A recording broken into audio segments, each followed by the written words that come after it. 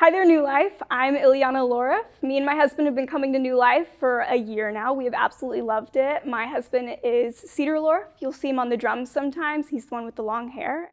Jesus has been a part of my life pretty much from the beginning. My great-grandpa was a pastor. My grandpa's a missionary. My mom grew up as a missionary kid in South America. And then I got to my parents, and obviously that was going to be a big part of their life and inherently my life. Around 6 years old, I realized this applied to me. The Jesus thing wasn't just something that my family was doing or that I was a part of, but it was something I needed in my life. And at that age, it was more about I don't want to go to hell.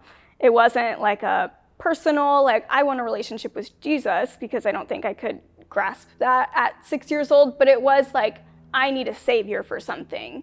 So at 6 years old, I accepted Christ. At 7, I was baptized. And I would say when I was 14 is when I really made it my own. I made salvation a personal decision. I was saved at 6, but really it started changing my life when I was 14.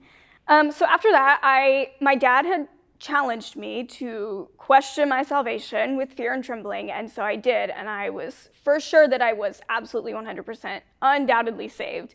In my teenage years, I was seeing a lot or hearing a lot from the pulpit that didn't match with what I was reading, and that was very confusing as a teenager, very frustrating, and that's really when I learned who Jesus was, or when I began the journey of learning who Jesus actually is.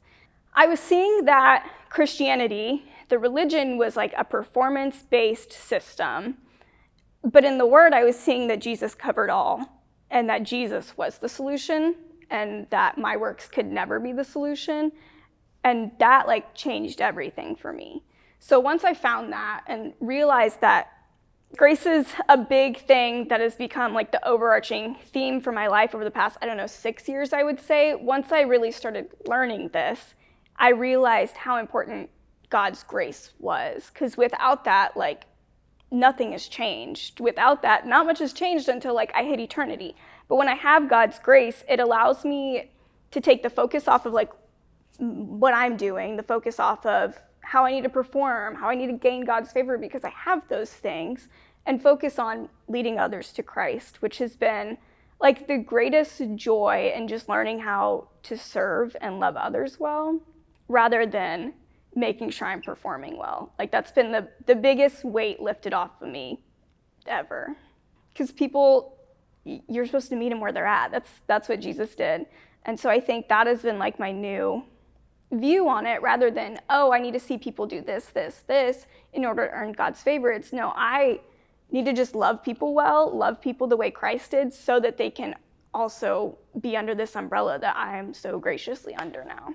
So I've been studying John hardcore and really getting to know who Jesus is, because if I'm called to be a Christian, a little Christ, then I feel I should know who Christ is.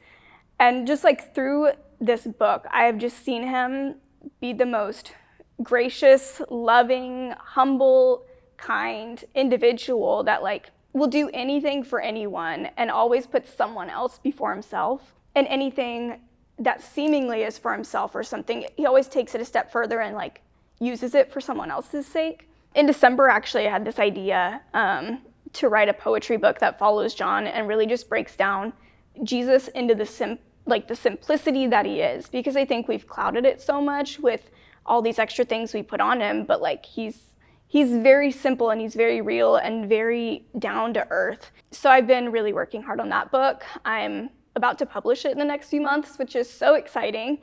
So that's really been my next big thing. My family's always been in ministry, and I never saw my life really outside of it. And I think this is a way to really start that path for me.